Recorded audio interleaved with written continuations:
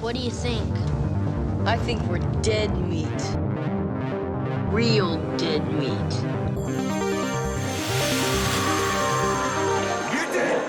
Go ahead and laugh, you guys.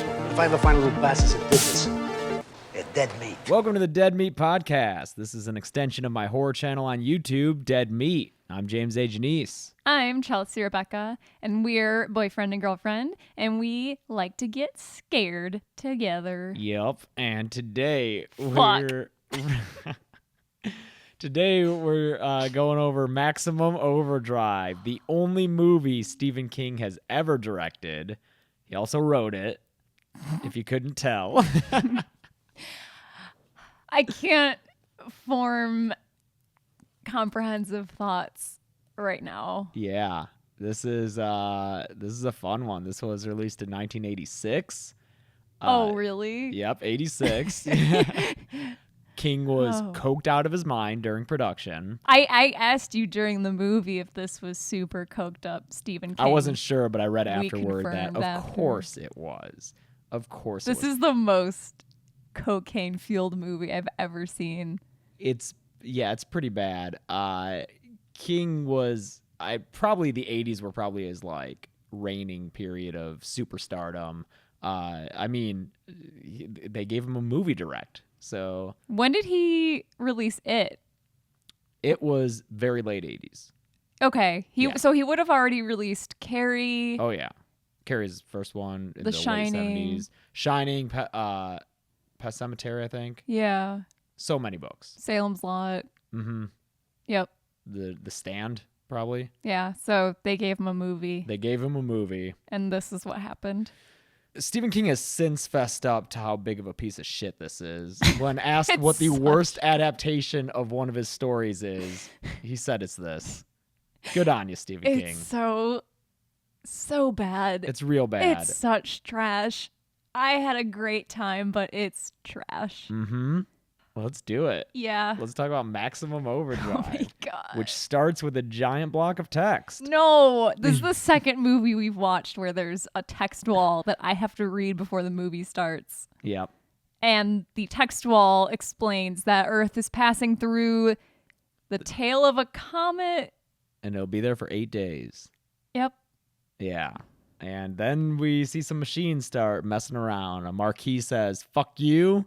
Oh, and the ATM machine. Calls That's Stephen King an redundant. asshole. The ATM. Yeah, it says asshole. It reminded me of American Psycho. Yeah, so Stephen King works in a little cameo, and That's right. He's there at the ATM getting called an asshole. He calls his wife over. That's his actual wife, Tabitha. Is it really? Yeah, Aw. they've been together forever, so that's cool. Yeah. That happens, and we're like, hey, what's going on? This is Wilmington, North Carolina, by the way. It doesn't take place in Maine because they need a place with more people for this to have any have any impact. Also, fun fact, this thing is fucking scored by AC/DC, dude, Oh. who is, of course, Stephen King's favorite band. Of course they are. So they wrote a title song Yes. for this? Well, it's called Who Made Who. Okay. Yeah, it's not called Maximum Overdrive. But then the rest of it is just AC/DC's greatest hits. I think they had a few original songs that didn't make any big impact, but yeah, the album they released as the soundtrack to this movie mostly consisted of hits from their 1980 Back in Black album, which is one of the greatest selling I was albums going of to all say time. it's got to be top 3. Maybe. It's way up way there. up there because it has so many hits. Because It what? has- It's Eagle's greatest hits. That's up there, yeah. Thriller. Mm-hmm. That. Shania's up there. Is she really? She's like in the top 10 for sure. I think I she's know the that. number one selling, her album is the number one selling female artist Oh, wow. and definitely number one selling Canadian artist. Good for her. Good for her. Good for Shania. Celine Dion isn't the number one selling Canadian artist? Get out of here, Celine Dion. It's Shania. Celine Dion did My Heart Will It's Go On. Shania How? Town. All right. That song was on a soundtrack. Our cat is tearing the apartment down. I'm sorry. Yeah. Lucy's acting out because we're not paying attention to her. We're recording a podcast instead. Yeah. Oh, boy. So the first big set piece we get of the machines going awry is the bridge that goes crazy. This scene is the most fun in the movie, and that sucks. It's all downhill after this, I think. Yeah, well, you can't go wrong when you have a truck full of watermelons. Oh, yeah, of course. There's just a bunch of vehicles on this bridge that starts to go up, and so the vehicles start sliding down the sides as they increase the angle. Yeah, it's a bridge over a river, so it's Yeah. a drawbridge pretty much. That's a drawbridge? I don't know. We don't know bridges. So, but it starts, the middle part, it starts opening. Mm-hmm. And the vehicles all start sliding back. How to describe bridges and how they work. And there's a truck that falls into the water. Oh, that was fun. That was the cool. first of many vehicles that they destroyed They throughout wrecked this movie. so many cars for They this. fucked up so many vehicles. Yeah. So I kind of appreciate there's it. a truck of watermelons, of course, that is up near the front, so it starts sliding backwards, and there's watermelons everywhere. Everywhere. There's the AC/DC van. There's an AC/DC It's like a roadie black van. I don't know. Is it their Are they roadies on the way to touring a in North show? Carolina? Oh, No, that's where the high guy is in there. Who's like, is he like far out? yeah, man, or far out, something? man. Something like that. Marla Maples is there. Marla Maples is in a car. She's blinking, you'll miss it, but she is in a tan colored car, I think, and she basically just gets wasted by a watermelon. I think it flies through the window. I don't think that kills her. We 'cause she see her when gets her out. husband is getting out, and he just plops into this pile of watermelons. Fall into the giant pile of watermelon. It's great. If you ever want to watch a guy just fall into a pile of watermelons, there you go. Just watch this scene Yeah. on YouTube. It's very funny. Yeah. Because, I mean, there's some other fun stuff later when the kid's riding his bike around. Yeah. But all the stuff at the gas station where the bulk of this movie takes place at it's not, whatever. It's this movie. It's kind of a drag. That's what this movie is. So we get to that gas station by means of Handy, the truck driver, who's played by the guy who plays Sergeant Burrell in The Wire, which is fun. That made me very happy. We didn't recognize him until we looked him up, but that's okay. Something Faison, his last name is. Frankie Faison, that's his name. And he's driving the Happy Toys truck with the big old green goblin on the front. This thing, no way is it street legal. Yeah. This is like a giant plastic shell that's just chilling on the grill of this truck. Yeah. I want it as a toy, though. I really want this truck. I bet that exists. Yeah, it does. Or someone can make those custom on Etsy. Guaranteed. Yeah. Someone can make that for you. That's fun. For my new favorite movie, Maximum Overdrive. We meet the people who work here. Our main star is Emilio Estevez, playing, was it Billy? It's hard to know because his boss, played by Pat Hingle. he calls everyone Bubba. Yep. And then we find out that his name is Pat Bubba. Hingle's name is Bubba. So that's like me going around calling everyone Jimmy. It's like George Foreman. Yeah. Why is this? Why is the guy named Bubba calling everyone Bubba? I don't know. And before we found out his name was Bubba, Emilio Estevez throws the Bubba back in his face. So I thought it was like, it'd be like if someone was like, always went around calling people like buddy, like, hey, you better do this, buddy. But and then Emilio Estevez throws it back like, no, you better do this, buddy. Yeah. But then the guy's name is Buddy. Like, what? That's his name. That's just his name. Oh, Pat Hingle, if you're wondering maybe why you recognize him, he was Commissioner Gordon in the old Batman movies. That's an upgrade from this, I'll tell you that. Oh, yeah. He's just playing this douchey... Stephen King's characters, also in his books, they're all the same character, first off, from book to book. Sure, but yeah. His... And we love Stephen King, by the way. Don't get us wrong. King. We're fucking obsessed with Stephen King. He is probably the person that I would love to interview the most on this podcast. Oh, yeah. That would be just... Yeah. When I finish a book, it takes a lot of willpower to not start a new Stephen King book. Yeah. Or else I would just read Stephen King. I finished reading it a couple months ago, and that book honestly was life-changing. I loved it so much. Yeah. So we make fun of him with love. But his characters, a lot of times you run into the same ignorant hick character. Oh, boy. And you kind of get that in both Pat Hingle and in the fucking salesman. The Bible salesman. You know what, though? I changed my mind about that character a little ways through, because at first I was just so sick of it. Yeah. But then I thought he was so funny. I don't know. I gotta tell you, I'm so glad that the traveling salesman he caricature eats it. but just that character type, I'm so glad that's extinct. that Yeah. there will not be any new movies, at least any that take place in modern day, where there's some fast talking traveling salesman who's like, here, how about this deal? Now, before you say anything, let me talk to you. Like, I don't like that character, that like swindling charlatan. I don't like him. I always think of the Christmas tree salesman in A Christmas Story. Now, this here is a tree, and he's trying to sell them all these shitty Christmas trees. Yeah. Yeah, It's fair. Maybe if it's played really well, but none of the acting in this movie's good. my In Maximum God. Overdrive. Pat Hingle's great. I guess. He's doing the thing. He's doing his And thing. man, but also this dialogue, it's Stephen King dialogue. Dude, there are some choice I fucking wrote down, lines. I don't give a ladybug. And whatever he says after that. Robinson, get in here, boy. I got eggs on. I don't give a ladybug. I want you in here now. And also, I think the waitress at this gas station Wanda diner. June? What? Wanda June? Wanda June says something to the effect of, I can't figure out pea turkey about this. Like, What does that even mean? I don't know. I don't I'll know. put in the fucking clip. What's the matter, huh? Well, this thing was working just fine a few minutes ago, and now I can't get Pete Turkey on it. Stephen King creates his own slang. He does. And- no one says I don't give a ladybug. I'm going to now, but Yeah, right. That's in our rotation now.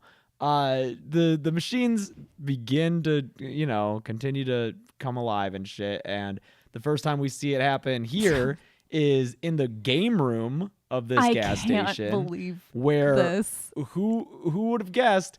Fucking Giancarlo Esposito, Gus Fring. Gus Fring, Fucking Gus Fring. fucking bugging out, is hanging out in this arcade, and there's a Knight Rider pinball machine that breaks, and his very natural response to it is, Yo, mama. and he says it like, not like astonished, like, yo mama? Like, it's like he's pissed off at it. Fuck you. Like, for fuck you breaking pinball machine, yo mama. Then he steals. Then all the the stuff. machines all go haywire and the quarters spit out, and so this guy just fills his pockets. You know what? I would. Yeah.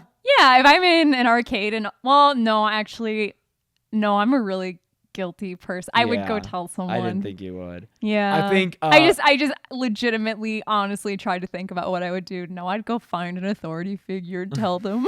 High school me would have. Yeah. Post collegiate me would not. I still got that Catholic guilt, man. Mm-hmm. I can't steal quarters. Yeah, he just fills his pockets up with quarters and cigarettes, but then before he can make it out, he gets mesmerized by like a game, a Star Castle, an Yeah. arcade game, which looks trippy as fuck. The shapes going all crazy. The screen is Yeah. just shapes and If colors. I were on a substance and in that arcade, I would stare at that thing first. It's like but, Baby Einstein. He's what? like a baby watching Baby Einstein. Oh yeah, and then he Just dies. colors. Yeah. We kill the black guy first. Yeah, For sure. that happens. Gotta do that. That's the first on the Dead Meat podcast. Not gonna be the last. Won't be the last. Also the gas pump hits a dude in the eyes. Oh yeah. Duncan is Yeah. a worker at the gas And station. this is still before they think anything's up, so they're like, "What the hell happened to Duncan? He got diesel in his eyes." Oh, was that all? Is that all? I'm sure that happens all the time. Get back to your room with the very graphic pictures of naked ladies Oh on my the wall. God, There's muff all over the place, dude. muff. Ooh, That's how you it would describe is. what that It is. It's muff. That's It's- muff, man. That's a muff Ooh, or wall. Beaver. Cool. It's Yeah. 80s. And it comes back later too. Nasty. And it's not even because this was in style of the time. It's not the body hair. It's more like just how it is. It just looks so filthy. Mm-hmm. Yep. We get a break from the gas station shit, and we go to Duncan's son. We don't really know that it's his We don't son. find this out till the end. Yeah, but he's at like a little league practice. Who's and Duncan? Does he just work there? He just works there. Okay. He gets fucking owned by There's a truck in lot little of bit. characters in this. Yeah, there's a lot of kills. It'd be a crazy kill count to do, but a doable one. This looks like kind of the perfect movie for a kill You count. should, yeah, that'd be a fun I'll one. definitely cover it at some point.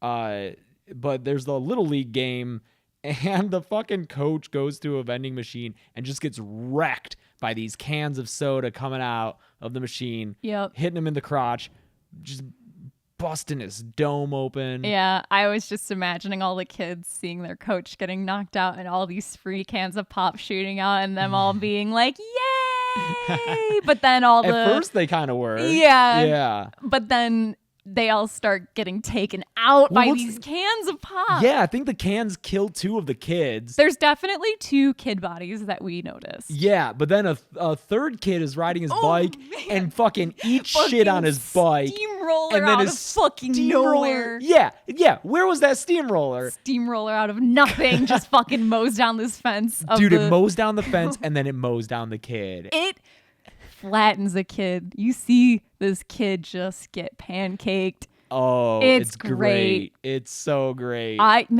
Because no. you don't expect to watch a kid get fucking run over by a steamroller. No, I thought it was gonna be okay. All these kids get taken out by this pop machine, except one, and he gets away. But no. Steamroller sequence also. Yeah. But Deke, the name of Duncan's kid, does get away. Deke, Duncan and Deke. Duncan and Deke. Yeah, and later on, he's riding his bike down the street, and like the sprinklers are going off, which really made me question the logic. I agree. They should have.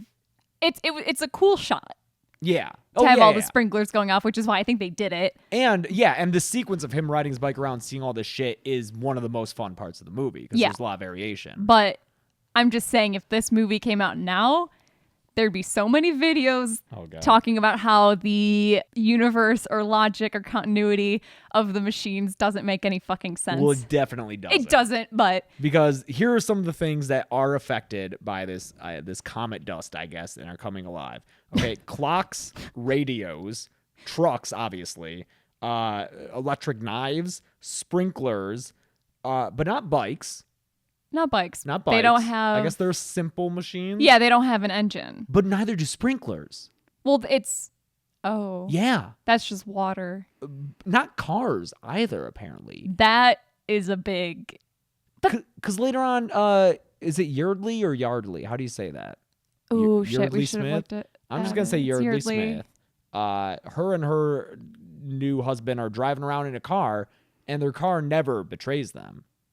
I'm trying to think back if there's any cars that. There are no cars. I was looking for it. There are no cars that we see that are like. Makes no sense. And later on, near the end of the movie, we even see a truck crush a car. Yeah, a few times. It 'cause goes you back were- and forth over a car. Yeah. Oh, yeah. It's like out of impotent rage or something. Yeah. So, but planes are affected. Planes are affected. Yeah. All right, whatever. I don't know. But yeah, the baseball kit. So yeah, the sprinklers. It doesn't make any sense to me, but he does get to see a lot of dead bodies, which is fun. You should tweet at Stephen King and ask, Why sprinklers? why sprinklers? 1. 2, why not cars? Why not cars? Yeah. Maybe they're like, I could see in Stephen King's coked up brain him being like, well, the cars, they are affected, but the cars are more nurturing and they're on the human side, so they'll help you get to it. Yeah. Cars are the backbone of America. Also, this scene when he's riding his bike down the street was when I realized that AC/DC literally scored this thing. Because like it's not just their songs plopped in. Like this is incidental music that is timed to the cuts of the film and the visuals of the movie. Like I don't know who did it. Angus Young, I don't know, just sat there. It's hilarious just imagining them sitting in a studio scoring this movie with their fucking That is nice. metal guitars. It's great. Yeah. I wonder how much behind the scenes material exists from this. I don't know, but I would watch it all. I would too. Yeah, Deke sees a ice cream truck, might test. See, but the ice cream truck Yeah, is. it's a truck. It's right there in the name. Oh. It's not an ice cream car. That'd be creepy. pop the trunk to your ice cream car. Yeah. Oh, that's. Oh, yeah. I know it's just a coupe. I but- know. I was just thinking it's closer in size to a car rather than a semi truck. But you're right. It's an ice cream truck. It's an ice But then cream a truck. pickup truck should. I don't know if we've seen any pickup trucks in this movie. We might have to wait I'm for a just sequel for that. thinking about ice cream car. Don't go to the ice cream car. It's not Yeah. licensed. If your ice cream man can't afford a truck, just He's you not know, an ice cream man. Yeah. He's not a real ice cream man. How many fucking ice cream men are we going to be dealing with in these movies? Like, Oh my God, you're right. yeah, right? Because we just recorded Phantasm. That's got an With ice Reggie cream the man. Ice Cream Man. And Reggie the Ice Cream Man was also in Wishmaster. Oh God, it's all And connected. There's an ice cream truck in this. I'm assuming we're gonna do. Ice Cream Man. Yeah. Yeah. The thing that gets Deke the hell out of there is a lawnmower, which we learned resulted in a very tragic thing. I kind of behind the wish I scenes. didn't learn this Yeah. fact because it made me sad. You know, it's so apparently while they were filming, Stephen King and a lot of other crew, it sounds like, overlooked some safety measures, as tends to happen on film sets. Especially with inexperienced directors. Especially back in the 80s before there were more laws about this kind of thing. And I guess the lawnmower hit a block of wood that was supporting something. Yeah. And it mowed the block of wood into a bunch of splinters and caused the director of photography, Armando Nannuzzi. Yeah. He's an Italian DP who had worked Dude, since the 40s. I was looking at his IMDb, man. I mean, we're talking classic Italian films. Yeah. And like hundreds of movies. He lost an eye. He lost an making eye, dude. fucking maximum overdrive. Yeah. Yeah. He lost a fucking eye. The director of photography lost an eye. He sued Stephen King and 17 other people. And he sued them for $18 million in damages, but it was settled out of court, so who knows what happened. Who knows, man? But that yeah, just that sucks. That sucks. Everything about that makes me really sad and uncomfortable. Because I love Stephen King. I can totally imagine him, younger Stephen King. He's making his first movie. He doesn't know what the fuck he's doing. Maybe he's a little headstrong. Maybe his little head high. And high. But I mean, who knows? I don't know him. Who fucking knows? At the time of this recording, believe he's probably a good dude. Oh yeah, I think so. Man, you just never know anymore. Never know, dude. But yeah, so there's your fun fact about the lawnmower scene. If you want that. We'll come back to Deke later, but he was just running around as a fun little thing. We meet our lead female character named Britt. Britt. It's Brett. She's a hitchhiker in a car apparently, and she's driving with this Bible salesman dude who that we were talking about earlier. And he is just fucking sleazy, Ew. slimy, hands all over her, drinking a flask while he's like reclined in his driver's chair. I don't even know how he sees out the windshield because he's so far back in that driver's seat. I was wondering when this filming took place in relation to drunk driving laws. Oh. Because I think that's kind of an 80s thing. You got Mothers Against Drunk Driving. That's super 80s. Is it 80s or early 90s? I think, that's a good question. I'm not sure. Yeah. But I just think public perception of drinking while driving was so different around that time. Yeah, because this dude, he literally pulls a flask out while driving and takes a swig. But, King's characters, that's what they'll do, especially this yokel. Who is very palsy again on Brett. It's real gross. It's weird. He's sliding his hand. At least she's all down. like, fuck off. Yeah, like, as repeatedly Stephen and King strongly. ladies tend to be, I think. Yeah. They're no nonsense. They're scrappy. Put up with that shit. Yeah, and Brett's scrappy for sure. Yeah. Even though she falls for Emilio Estevez, but you know what? Whatever. He's the best guy at that place. When the world essentially becomes just that gas station, who are you gonna pick? I guess Emilio Estevez. Yeah. He's got nice eyes. Yeah, he has nice eyes. And then the last couple characters we need to meet and get in here are Kurt and Connie. Again, Kurt mentioned. and Connie. Curtis! Holy shit. Yeardley Smith is playing Connie, This is 1986. This is 1 year before she tried out for the voice of Lisa Simpson. I don't even know if her name was Lisa Simpson on the shorts, the Tracy Ullman show. They were short cartoons on the Tracy Ullman show. Yeah. Yeah, man. So she in this movie is 23. Yeah. I think so. So the thing is, I can only handle this character because it's Lisa Simpson. That's the only way. The only reason. This is one of the worst characters. Oh man. All she does is scream. And she commits. Yeah. Curtis. Oh my God. And then it's just her whole character thing. She's a nag. And she's like just have her keep like talking repeatedly for comedic quickly effect. And for I'm doing finger quotes comedic effect. Yeah. Like the car flips over and she's like, Curtis, you gotta get me out of this seatbelt. I'm trapped in this seatbelt. Where are you going? Get out of the car. Come around. It's just that. It's that. Yeah. And she's yelling. And again, yeah, you're right. The only reason I wasn't like, it's because it's Lisa Simpson's voice. It's Lisa Simpson, so it's kind of funny. Yeah. But oh man. Yeah. Yeah. But yeah, we were talking just about how crazy it is if you think about how like the Yeardley Smith you're watching in Maximum Overdrive has no fucking idea that the next year she's going to get a role that'll be her life. I bet she was so excited to get this role in Maximum Overdrive. You know, that Stephen King, that hot Stephen King. He's got all these books and movies out. He's making his own movie. I'm gonna be this funny role.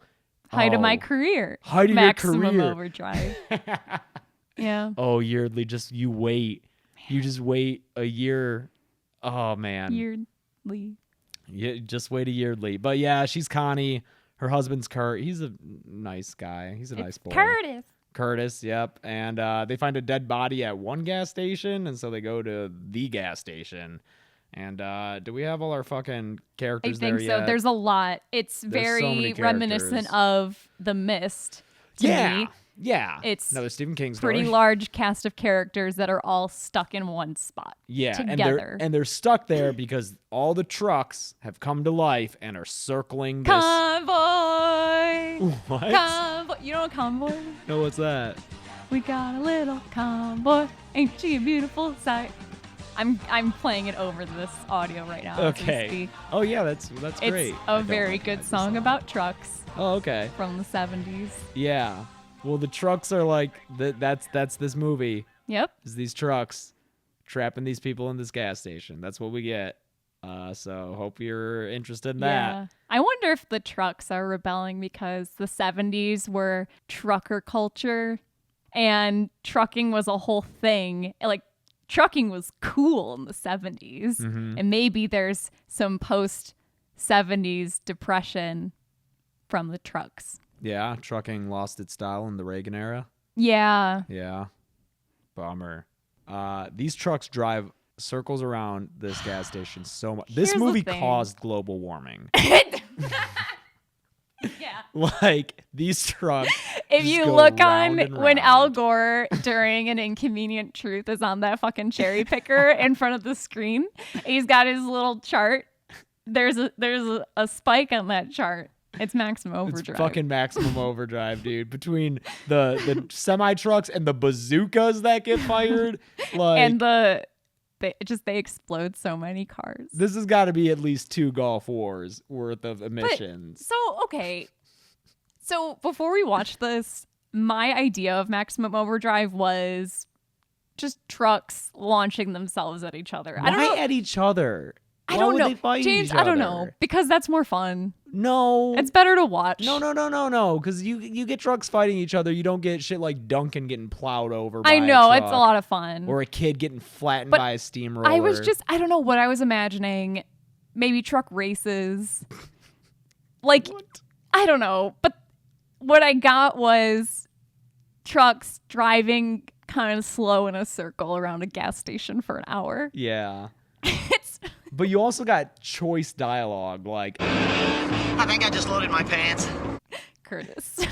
Thanks, Curtis. Yeah, that happens when this truck with a Crazy Frog decal is chasing after him, but then he jukes it off the road, and then this truck flies off the shoulder of the road and is already on fire. Yeah. It's like it's already on fire from below. You see the truck start to go off the road, and then you cut to seeing the front of the truck starting to fly off the side of the road. And yeah, it's just on fire already. Fuck it. Blow up that truck. Yeah. We're going to do it a lot, man. Yeah. We're going to fucking blow up so many trucks, especially because after Kurt and Connie get there, that's when the rocket launcher comes out. Oh, yeah. Because Bubba's got a fucking rocket launcher. Bubba. And he blows up 2 more trucks. And that thing comes out of nowhere. Yeah. You're just watching these characters like try to get Kurt and Connie safely into the gas station, and then out steps Bubba with a giant fucking I think it's a LAN rocket launcher. I used Did to you know look these. that up?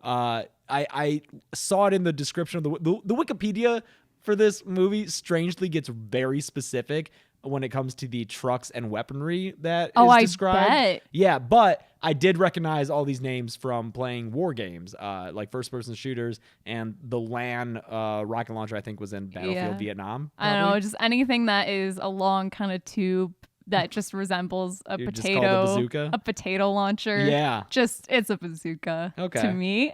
Sure, yeah. So with this bazooka, they take out 2 trucks, and then Emilio Estevez wonders if there's more of that weaponry. So he goes and talks to Bubba's like right-hand man, Joey, while Joey is taking a fucking deuce. Oh. He's sitting there on the toilet. This made me taking a shit. Yeah. Sound effects aplenty. There's a few farts. Joey? Yeah. Bill here. Tell me, man, does he really got a lot of firepower down the cellar? Well, you heard him tell me to shut up, didn't you? Oh, come on, Joey, this is serious. He's got a lot. Grenades? Well, what else? Flamethrowers, rifles, what? Which are included in the captions too. So we watched this on HBO Go, by the way. If you have it's HBO on Go. Yes, it's on HBO Go. So go watch it there. Yeah. Yeah, there's like some kind of wet poops. A lot of wet poops, dude. And I just wonder if that was even in the script. because the actor's not making any fart faces. No. He's just carrying on this conversation as though he's sitting there quietly on the toilet. Yeah. But then underneath him, you get all these sound effects just like, yeah. I don't know. He's got some grenades. And then Emilio Estevez like pops his head over the stall to look at him just in case he didn't get that, that primo shit smell enough. Yeah. So Stephen King likes farts in his oh God, Dreamcatcher. So check it out. Emilio Estevez and Britt go into the basement where all these weapons are, and Bubba comes downstairs and is like, "Isn't this cute?" Just doing his whole fucking shtick. Yep, chomping that cigar. Oh yeah, and the best is when Bubba's like, "I'm warning you," and Emilio Estevez is like, "No, I'm warning you," and then takes like 60 seconds to grab an assault rifle off the shelf and point it at Bubba. It's like the slowest, most ungraceful arming of yourself I've ever seen. Yeah. And then Bubba reveals that Emilio is on probation. Oh, that's right. Because Emilio robbed a store. Oh, no. He robbed a store with a gun. Yeah, He didn't hurt anyone. We're not condoning armed robbery. No, don't. He does make it sound like Emilio Estevez is like a fucking that murder he killed rapist. a guy. Yeah, because he says that to Brett, as in a like, best watch who you're hanging with. He's a criminal. Yeah, and earlier he was using that because Emilio Estevez is on probation working here, and then fucking Bubba's engaging in wage theft. Yes, he's like, all of his employees, it looks like, are Yeah. people on probation. Yeah, you're gonna work 9 hours, I'll pay you for 8. Hey man, that happens. That happens, man. Yep. Yo, if that happens, I mean, I'd say do something about it. You probably can't. You're probably as powerless Do as something Emilio about Estevez. it. Yeah. Don't Power to the people. power to the people. Brett don't care though, because she fucks him. I mean, oh, and we get one of my favorite lines. Yeah, I bet it's the same one I wrote. Ready? 1, 2, 3. You sure make love like a hero. Wait, what did she say before that? She says, you may not be a hero, but you sure make love like a hero. Something like that. I feel like at this point in the movie, the dialogue just like takes a steep drop, or maybe there's just more dialogue now because it's the point of the movie where like they're hunkered in. Second act problems. Yeah. It's like overnight. The trucks are still outside. They're just trying to like live. Yeah. Don't forget that at night the fucking sky is this nasty green. It turns green. That's just like a awful special effect. It looks like... It looks unfinished. Yes, it doesn't even looks go like a across the sky. stand-in effect that you have in when the director comes in to look at a cut and you're like, this is just this is a placeholder. It's a temp effect, yeah. But no, for it's sure. the finished effect in the movie. Mm-hmm. Yeah, it kind of reminded me of an Asylum movie. Yeah. A little bit. Yeah, it looks like it. Yeah. And Britt she's smart enough to know like, oh, we're in the tail of the comet. Maybe that's what's going on here. Then they eat cupcakes together while some like bluesy guitar plays. This is all during that same night. It's so weird. This night, everyone gets weird at night. Yeah. So Connie and Curtis are sitting at a booth and I can't tell who's giving who hand stuff. Oh, it's definitely Is Curtis Connie- who is finger banging Connie. Yeah. 'Cause she is sitting there giggling her ass He off. doesn't look happy about it though. It's weird. He looks dutiful. Yeah. It's his husband. I mean, they're on their honeymoon technically, I guess. Ugh. But yeah, they're sitting in a booth and she's just like laughing her Lisa Simpson laugh, her fucking brains out. Oh while no, I didn't even he's- think of that. It's just like Yeah, listening you're to- watching. No, Lisa. I'm not even gonna say it. No, That's no, gross. No. It's wrong. That's gross. But it happened. It did. And then another guy's sitting there. He's like, I like spoons. Oh my god. Yeah. Why does he say that? don't know. This dude, they kind of are panning around. Just checking in on all the characters. They're panning around the diner, and you just hear a guy go, I like spoons. Thanks, guy.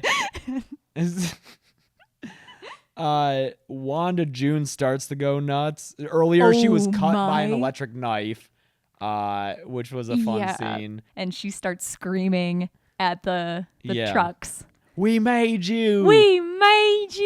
You can't do this. And her body, Oh, like, it her, is her jerking physical and- acting is nuts. It's out of control. This is when I regret that this is audio only because I can't explain what's happening. Yeah. I guess this is around when they hear the salesman screaming because I guess he's still alive. Earlier, he was hit by a truck and thrown into a ditch. Yeah. He was knocked out of his shoes. I'm just now realizing there's not really a point for this salesman to be alive other than it's an excuse to get them across the street to realize that Deke is there, I Yeah, think. because Deke has been making his way on his bike to this gas station. Yeah. And so salesman. By the man way, is- the yeah. Bible salesman, this is what changed my mind about him because he has a great delivery of a couple Oh. lines when he, I think his car is getting fucked up. Yeah, his new car. This is earlier. This is gets like wrecked. near the beginning. So he is trying to sell Bibles to Wanda June and some other dude.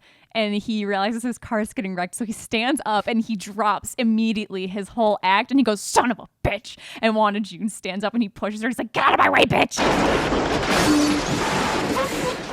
Son of a bitch! Out of my way, bitch! Yeah, he's like, Run. get out of my way, bitch. It's like sound like Dave It's Chappelle. so funny. Yeah. I just thought that was a good moment. That was a good moment. Anyway, back to present day. He's salesman who is he's laying in a ditch. He's in just much half worse dead. condition. And so they make a plan to go out and get him. There is a line that like I'm like, oh, that's a decent line because Curtis is going with Emilio Estevez to go save this guy, and Connie tells him, "Don't make me a widow on my wedding day." Yeah. It's like, oh hey, there you go, Stephen King. Yeah. Yeah. Because in that moment, I was like, okay, sure. Sure, man. But then, of course, soon after that, we get Emilio Estevez calling Bubba, "You're one of the biggest fuckheads I know." Yeah. Good one. Yeah. Those About to Rock is playing during this thing. Like, you get some prime It's playing- AC/DC songs. It's what you get that Hell's Bells. Mhm. Shook Me All Night Long is over the credits. Okay. I can't remember what else is. But yeah, it's kind of a weird But place it's to play it's it. them crawling through poop water. Mm-hmm. It's Curtis and Emilio crawling through shit water. And this is also the best acting in the movie, I think, which leads me to believe that maybe these guys got along really well in real life. because they're like crawling through and just like kind of joking around. Yeah. And this is a scene that weirdly worked because the way that they're joking around with each other is very much, to me, reminiscent of how people act when they're scared. Is they, you make jokes and there's nervous energy and you're trying to act like everything's cool and you just, I don't know, you almost get zen. Yeah, it was the most natural acting in the movie was this scene. Yeah. They get out there and Emilio swallows poop water. Yep. It's good. Deke finds the salesman. Salesman like grabs him and yells at him. Salesman winds up dead, I guess, off screen. I was expecting the salesman to be a weird zombie, like somehow the aliens. He looks gross. Yeah, he's all weird. Yeah. He's all swampy looking, and he's like, "Get me out of here, or I'll kill you." Yeah, it's like, what are you gonna do? What are you gonna All do, your bones dude? are broken. Fuck off. Yeah.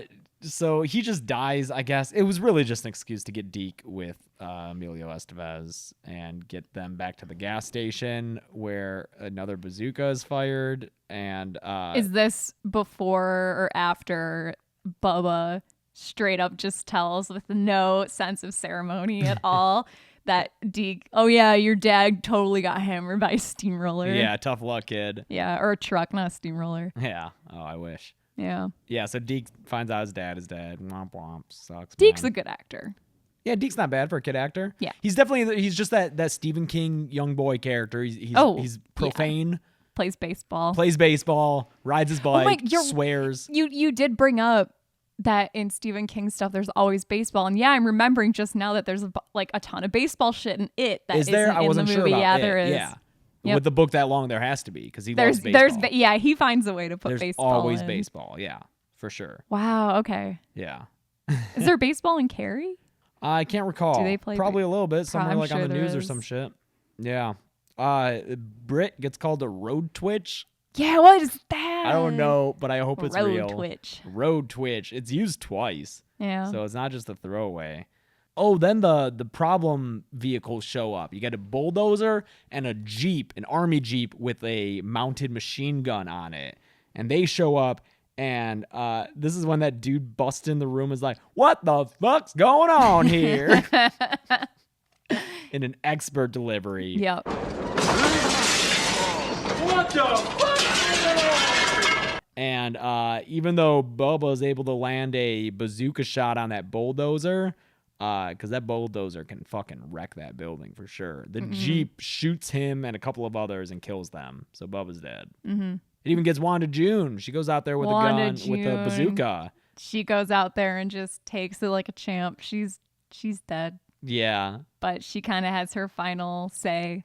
And it's, again, we made you. Yep. She can't get over that fact. No. Yeah. And then that gun just holds him for a while until it starts doing Morse code with its horn and telling and of course, good thing Deke just got his merit badge in Morse code, his Morse code merit badge.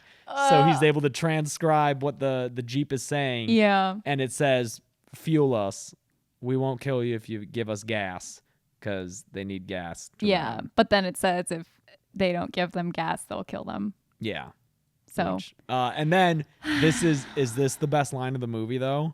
Is when Emilio Estevez says, "Okay, I'll go gas them," and Brett, who is a woman who was earlier this movie hitchhiking down to Florida. Yeah. I don't know if that informs whether or not she should be able to say that. I found it interesting. She says, "You can't do that. It's like Neville Chamberlain giving in to the Nazis." Yeah. That comes off to me as Stephen King thought of that. Yeah. And wanted someone to say it, and it made sense for her to say it in that moment. Yeah, he couldn't. But he couldn't toss that line out. I thought you were gonna say the best line is Emilio about to go outside to give them gas, and he says, "I hope they brought their American Express cards." Oh fuck, that's right. Good one. Oh, Good one, what Emilio. a bad joke and a bad delivery. Yep. Yeah. So they just fucking pump up gas. They just pump fueling gas for like 10 minutes. montage. Yeah, it's a montage It with ACD sucks. with Hell's Bells playing. It's just pumping gas into trucks. I do remember, I read the short story that this is based on by Stephen King in his book Night Shift. I do remember that part of the story is like this exhausting marathon fueling thing where trucks just keep showing up to get fueled. And that's what happens here. You see like this long line of trucks down the hallway and down the highway, not hallway. And it, you know, that's a cool thing, I guess. Like these humans are being slaves to fueling up the trucks. Yeah, I guess the idea that they don't understand what it means to be tired. Yeah, because they're machines. That line was definitely like a line that revealed the Stephen King theme. Yes, to this part of the movie is when we start getting, and when I started understanding. Okay, this is what makes this a Stephen King story. Yeah, because there's that Yeah. where he's like, they don't understand what it's like to be tired, how a man gets tired. Mhm. And then what I'm assuming you're about to say. Yeah. The Amelia's really cool monologue about aliens. Yeah. Yeah. He's like, it's a broom. We're in the comet dust. and it's a Okay, when he broom." first said it's a broom, I thought he was gonna go broom broom. What? I thought he was gonna say it's a broom broom, like it's a truck, like a kid says. Like a vroom vroom. But no, he means literally it's a broom. Yeah, his To theory sweep is humans. that what aliens are in the So- comet dust. God, Stephen King. All right, so the theory is aliens they want to take over Earth, but they notice that Earth is infested by this species already, Yeah, humans. that's us. And so what they do is they use our machines, because we surround ourselves with them, as a broom to sweep us out. Yeah, It's like sweep the for the planet aliens, clean it's so they the can come. easiest way to get rid of humans because Yeah. we're so surrounded by machines. Yeah, when he started talking about that, I was like, oh, here's This Stephen is King. the Stephen King part. This is the Stephen King part of the story. And this is when I can see, I totally get this working as a short story. Yeah, even though I don't remember that part in the short story. We think have it- that one, don't we? Yeah, we have pretty much all of them. Mhm. But yeah, I don't know if the alien broom sweeping thing is in the story. And I thought it was just Emilio Estevez just blowing smoke out his ass and that it wasn't really going to come to anything. We'll see later that I was wrong. But And maybe the biggest laugh we had this whole movie. yeah. They eventually fight back and blow up that machine gun truck with a grenade. Because Emilio tells the machine gun, it's an Yeah, insane people sentence, that they're doing people business. You wouldn't understand. Yeah. Because I guess, yeah. But then, so he's talking to the truck like it can understand him. But then in the same volume, he tells the guys with, when I say run, run. Yeah. Okay. When I tell you to, yeah. It's like the Jeep should probably know something's up. Yeah. But it gets blown up. It's kind of cool.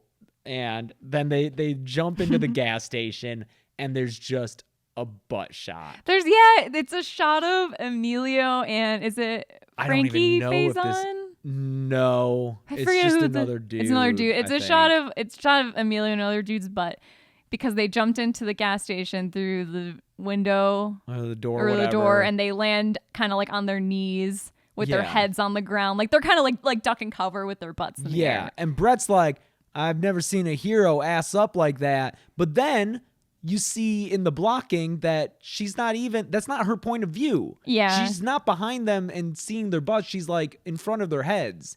So the Stephen shot, King broke the 180-degree rule to Yeah. get a shot of butts. there was just a shot of butts from no one's perspective. And then she made a joke that wouldn't make sense from her perspective. What the fuck, Stephen King? I don't know. You just wanted these butts in there because you thought it was funny. It's definitely, that has to be a thing where he thought of that joke and thought, okay, how do I write around that? How do I Yeah. get that shot? Yeah, and then he fucking made fucking one-eyed DP shoot that shot, you know? This was Oh my God, do you think that was after he lost an eye? I don't know, but he definitely like came up to Armando Nannuzzi and was like, "Hey, we got to get this shot of these two guys' asses." Oh man, I just had such an awful thought. Do you think he lost his dominant eye? It was his right eye. I mean, chances I don't know are. if Fuck. yeah. Anyway, a bulldozer crushes a car. Yep. This is when they're just getting the fuck out of there. Is this? Yeah, I think this is when they all crawl through the sewer. Mm-hmm. And so the trucks get all pissed. The trucks start throwing a tantrum. Yeah, it's pretty great because the bigger ones like drive straight through the building. But one of them, my personal favorite, is the dump truck that lifts its like dump bed up and then just runs into like the overhead roof over the pumps and just fucking knocks them down. Maximum Overdrive is great if you want to watch a gas station get destroyed at like a medium speed. Yeah. Just get destroyed moderately fast. Yeah, and just vehicles blowing up and destroying this building. An oxygen tank explodes at some point, and then there's just a bunch of other explosions that are obviously charges that the filmmakers put in. It's like the fireworks at Disneyland. Yeah, it's like, oh, synced okay. to AC/DC. Yeah. It really is just synced up to the score. So now they're on foot. They're trying to get away. They're armed with all these rifles, which I was like, what's that going to do against a truck? But they fucking blow up a ice cream truck with it. So I guess I'm the idiot here. They also run into what is it? The Burger Lean? There's like that's right. It's Burger Lean. Burger Lean, which like sounds weird. That's fucking weird. But it's the drive-through intercom, and even that's against them. It's like humans here. I don't know whose voice. But is what if that. you were? Oh no, because the cars aren't part of this weird alien. If you're just like, I am a car.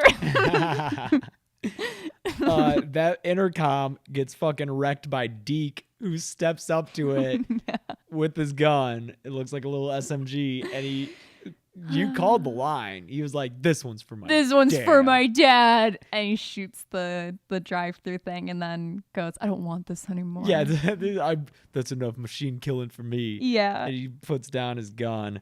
They get to the marina because the big plan is to go to this island that doesn't have any motor vehicles allowed on it. Which Mackinac Island, kind of. Yeah, which, if you're not from Michigan, is an island that's in the Upper Peninsula of Michigan. It's between the two peninsulas. It's between the two. It's been years since I've been there, but they don't allow cars, so you can only ride bikes, and it's all very turn of the century kind of.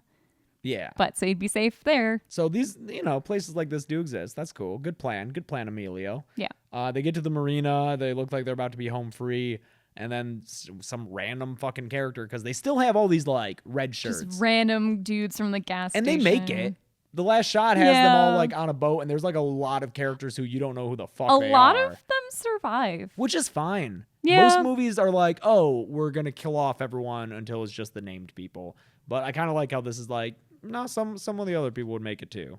Except for this dude, Brad. He does not make it because of his avarice. Because he sees Marla Maples hanging out this car. Making her second cameo? Yeah, in a very unlikely position for a corpse. Putting her gigantic ring with a huge diamond right on display. Yeah, she's kind of hanging out the window, her arms sticking out. So then Brad sneaks over like a fucking cartoon. Yeah, it's like, who's Brad? Is he always been greedy? Why does he want a ring when they're what? Yeah. What is this? Yeah. But he gets it, and then that delays them long enough for friggin' Happy Toys truck. Yeah, Green Goblin to show up, who I guess has been the ringleader. It's good that they had a truck with this custom, so it stands out. Yeah, it's like it personifies the trucks. It's like Transformers in that way. Well, this movie is Transformers without the transforming. Yeah, it's just trucks. They just stay wrecking trucks. shit. If the Transformers never turned into kick-ass robots, they just stayed the trucks that were their secret identity. That's what Maximum Overdrive is. Yeah. The Happy Toys truck fucking wrecks Brad. And then I thought there would be more of like an ending, but it's just Emilio being like, he's adios, motherfucker. That's his big John McClane line. And then he shoots his bazooka, and there's not even It admittedly looks pretty fucking cool. When they blow up the truck? Yeah. Oh, yeah. Because the bazooka goes right into its mouth. Yeah. And so the goblin face is all lit up there's fire in its mouth and its eyes are all lit. It's cool looking. It's real cool. It's just weird that most movies would have the first attempt fail, and have some suspense.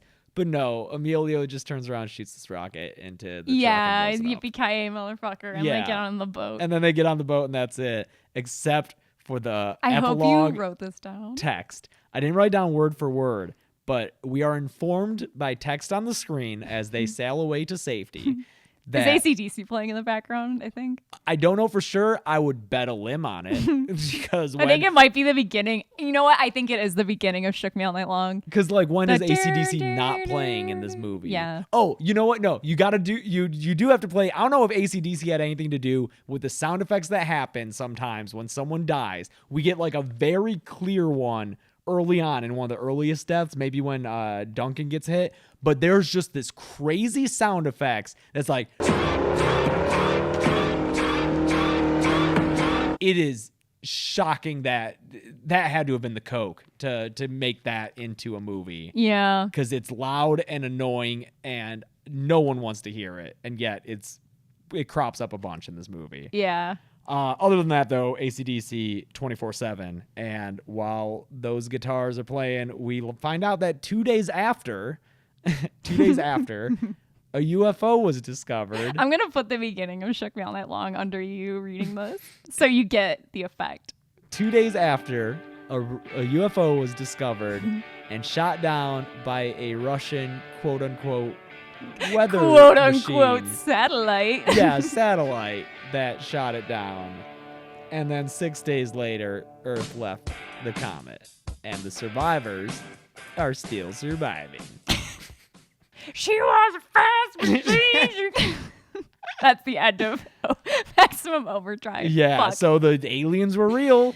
Yes, they were. Emilio nailed it. I just love how I was like, 2 days after a UFO was shot down. Okay, I want to see that movie. Yeah, right. I what? want I want that to be my third act. Yeah. Like the Russians.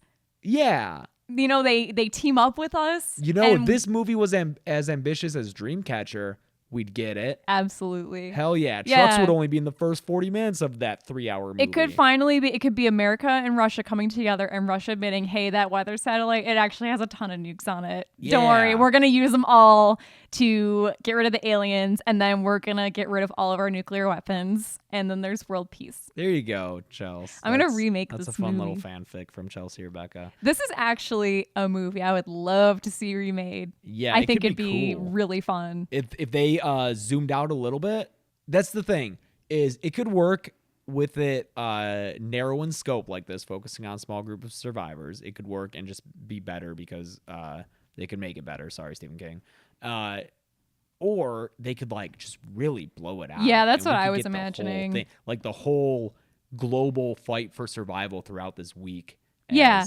Yeah. I'm imagining, so okay, if I remade this movie, super camp, bigger in scale, we get the idea that the whole world's affected by it. Just tons of just big set pieces of trucks just being launched off ramps and throwing themselves at each other. Not why at each other? Why at each other, Chelsea? Because maybe you're somehow, gonna work backwards here. Okay. Yeah, I'm gonna J.K. Rowling this.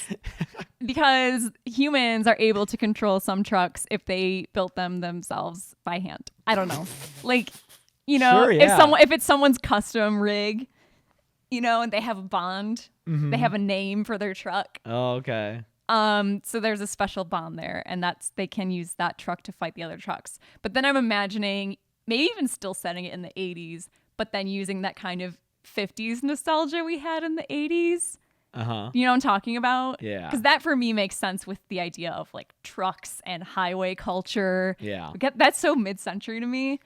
And just making it really grimy and gross and kind of Kenneth Anger colors, greens and reds and blues, and just super camp and really stylized. I just want to make this movie now. Yeah. I just think that it's a fun idea if you really lean into how stupid it is. And this movie does. It does, to be fair. Yeah. And you know what? Honestly, I thought it would be worse. I thought it would be worse in a different way. Like I said, I was imagining more stunts. and just bigger set pieces. I think the tone is okay. Sure. Because it's kind of campy. It's kind of fun, and then it still has like the oh, but we could get killed by this. Yeah. The acting's real bad. Yeah, it's not great. The dialogue's atrocious. Yeah, to be fair to the actors, I'm sure having Stephen King, his first time directing, trying to direct you in a movie about trucks trying to attack you, that's hard. That's gotta be rough. Yeah. The scenes of destruction were great. Yeah. All the explosions and the things getting wrecked, the bridge scene. Yeah. Lots of fun there. Yeah. I wonder if I just in my head was just imagining Mad Max. Yeah. Before I watched this. That's what kind of sounds like. Yeah. From your description, I'm picturing a Mad Max kind of thing. Honestly, though, it should happen. Mad Max was fucking great. It was, yeah. Yeah. Well, that's Maximum Overdrive. Yeah. I had a great time watching it. Yeah, I did too. It runs a little bit over 90 minutes, so not too long. Mm-hmm. It's fine. It You'll does have a good not time. feel like 90 minutes. What? It feels longer than 90 minutes. Well, there's a bit of slowness in the middle there. Yeah. But I hope you enjoyed this. And if you watched this movie, I hope we were able to give you a good supplementary material for it. Yeah. Again, it's on HBO Go. Yeah. So I go don't have fun. understand why HBO Go is hosting. Yeah, that one blows my Maximum mind. But Overdrive. if you've got 90 minutes to kill, you could find worse ways. It's fun. Yeah. Feel free to email us at deedmeat. Feel free to email us at deadmeatpod@gmail.com if you have any feedback or ideas for us. We're always open to hearing what you have to say about us. And also be sure to subscribe to Dead Meat on YouTube if you haven't already. Make sure you rate and review this podcast, Dead Meat Podcast, on whatever podcasting app you're using, especially if it's iTunes. Maybe even if you don't use iTunes, find a way to hop on that iTunes and rate and review us. Is that illegal for me to say? Is that okay? I don't think so. Yeah, fucking do it. You can follow Dead Meat on all the social media. Dead Meat James is at Twitter and Instagram at Dead Meat James. Chelsea, where can these people find you? You can find me at Carebeck. That's CareBecc. At Twitter, Instagram. If you want to look at my cosplay stuff, I'm Chelsea Rebecca Cosplay on Facebook. I also post a lot of that stuff on Instagram. Yeah. And if that's not enough, you can find my personal stuff at James A. Janice, all one word, it's my name, on Twitter and Instagram. And otherwise, just can't wait for another one of these episodes. I love doing these, and I hope you enjoyed listening. Thank you for listening. This has been the Dead Meat Podcast.